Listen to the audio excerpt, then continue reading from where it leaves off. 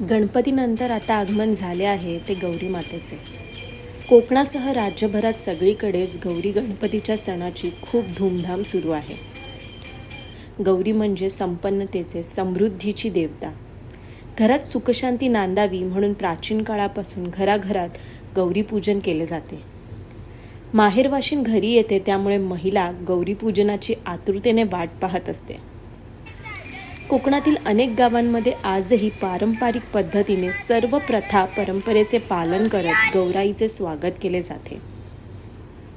इथे आमच्या गावी म्हणजे वैभववाडीमध्ये सुद्धा वाडीतील आणि घरातील सर्वजण एकत्र येऊन भर पावसात देखील गौरी मातेचे स्वागत अगदी जोमाने करत आहेत.